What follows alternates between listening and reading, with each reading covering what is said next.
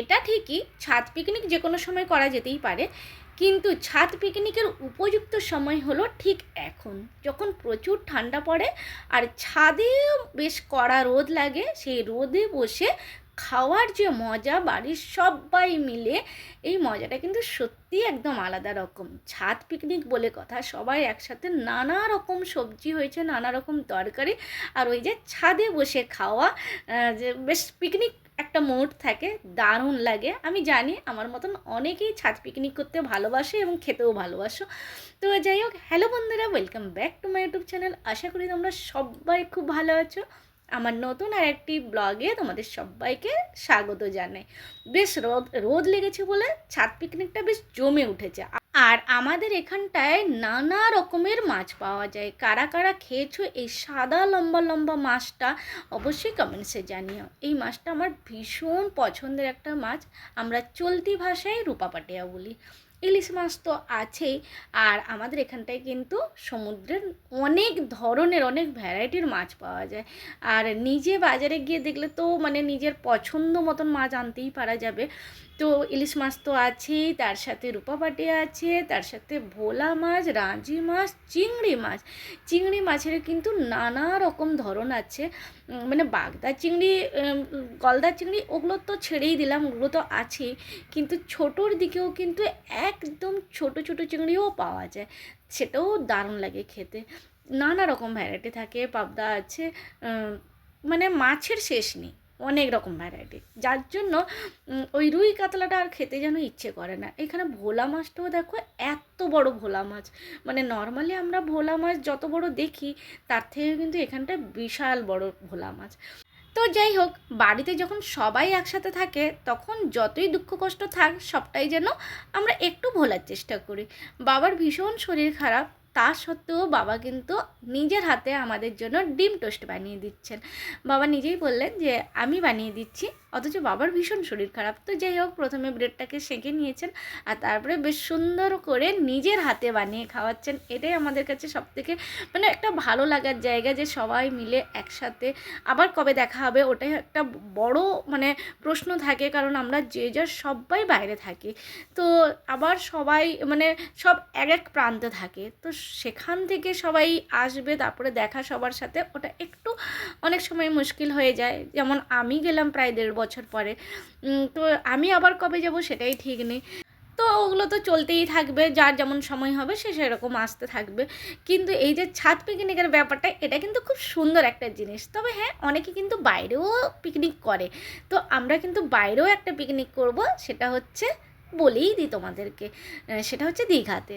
যেহেতু আমাদের মোটামুটি বাড়ির অনেকটা কাছাকাছি আছে, তো ওই জন্য কিন্তু আমরা এর আগেও আমরা গেছি, বাড়ি থেকে বেশ সমস্ত সরঞ্জাম নিয়ে গিয়ে দীঘায় রান্না করেও খেয়েছি, আবার কখনো বাড়ি থেকে রান্না করে নিয়ে গিয়েও আবার দীঘাতে বসে খেয়েছি। তো এটাও তো হয়ে থাকে। তো এবারেও একটা ইচ্ছে আছে, যেহেতু এখন একটা পিকনিকের সময় থাকে, মানে সবাই একটা পিকনিক পিকনিক মুড থাকে, তো যতই বাড়ির ছাদ তো অবশ্যই ভালো লাগে, তো বাড়ির ছাদেও হবে, আবার একটু ভাবছি দীঘাতে গিয়েও একটু পিকনিক হবে, তাহলে বেশ দুটোই হয়ে যাবে, দুটো মনের ইচ্ছেই পূরণ হয়ে যাবে। আর যেহেতু বাড়িতে অনেকজন আছে, তাই কিন্তু অনেকটাই ব্রেড টোস্ট হচ্ছে, তোমরা দেখতেই পাচ্ছ, অনেকটাই ব্রেড টোস্ট হচ্ছে। আর ব্রেড টোস্ট করার একটা টেকনিকও আছে, দেখো আমি কিন্তু এইভাবে করতাম না, আমি জাস্ট উপরে রেখে দিতাম, কিন্তু বাবা বেশ সুন্দরভাবে করছে, মানে প্রথমে একবার ডুবিয়ে তারপরে আবার একবার ডুবিয়ে নিচ্ছেন, তাতে কি হয় ডিমটা দুপাশেই লেগে থাকে। তো এটা কিন্তু এই টেকনিকটা আমার জানা ছিল না, তো ওই জন্যই হয়তো আমাকে বানাতে দেয়নি। জানে তো আমি বানালে ঠিকঠাক হবে না। তো যাই হোক, এটা মজার কিছু নেই, এটা কিন্তু সত্যি কথা। ডিম টোস্ট এক একটা করে হচ্ছে, আর গরম গরম আমি এক একটা ফটাফট করে সার্ভ করে দিচ্ছি, যাতে ঠান্ডা না হয়ে যায়। যেমনই নামাচ্ছে প্যান থেকে সঙ্গে সঙ্গে এক একটা করে ধরিয়ে দিচ্ছি, ব্যাস একটা খাওয়াও হবে আর গরম গরম বেশ ঠান্ডাও হবে না। আর এখন যেহেতু শীতকাল, এখন খুব তাড়াতাড়ি ঠান্ডা হয়ে যায়। তো মোটামুটি সবার খাওয়া হয়ে গেল, এবার লাস্টে যে 2-3টা বাকি ছিল, 2-3 জন বাকি আছি, তো আমরা খেতে বসছি। আমি কিন্তু টোস্ট বানাইনি, তোমরা একটু লক্ষ্য করে দেখবে, আমি কিন্তু টোস্ট বানাইনি। আমাকে এই ব্রেডটা বিনা শাঁকাতেই যেন আমার বেশি ভালো লাগে, বেশ মানে শাঁকা থাকবে না, সেটাকে চায়ে ডুবিয়েও খেতে ভালো লাগে, আর নর্মালি এমনিও খেতে ভালো লাগে, সেই জন্য আমার ব্রেডটা শাঁকাও হয়নি, আর ডিমটা জাস্ট ওপর থেকে ভেজে নেওয়া হয়েছে। তো যাই এবার ছাদ পিকনিকে। ছাদ পিকনিক বলে কথা, সবাই মিলে একসাথে একদম মানে সত্যিকারে এর মজাটাই আলাদা। হ্যাঁ, নিচেও কিন্তু রোদ লাগে, তোমাদের সাথে আগের ব্লগে শেয়ার করেছিলাম, নিচেও বেশ রোদ লাগে, রোদে বসে আমরা খাই, কিন্তু সেখানটায় একসাথে এতজন আমরা খেতে পারি না। আলু উচ্ছে ভাজা হয়েছিল, মাটন হয়েছিল, চিকেন হয়েছিল, তার সাথে স্যালাড আছে অল্প করে, আর তার সাথে মাছের তরকারি আছে, নানা রকম তরকারি আছে, পাঁচ মিশালি সবজি আছে, বেগুন ভাজা আছে, মাছ ভাজা আছে, অনেক রকম সবজি, অনেক কিছুই আছে। অত তো খেতে পারা যায় না, কিন্তু তাও একটা রাখতে হয় অনেকগুলো সবজি। আর সবাই মিলে বেশ এনজয় করে খাওয়া। তোমরা কারা কারা ছাদ পিকনিক করনি এখনও আমাকে কমেন্টসে জানিও।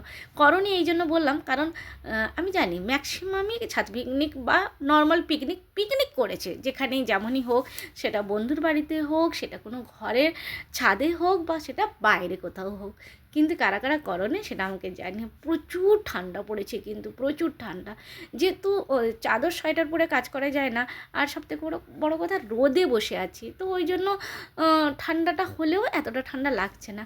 তো সবাইকে খেতে দেওয়ার পরে দেখো আমরা দু বোনে খেতে বসছি, আমি আর দিদি দুজনে মিলে খেতে বসছি। ব্যাস হয়ে গেল এবছরের পিকনিক মোটামুটি।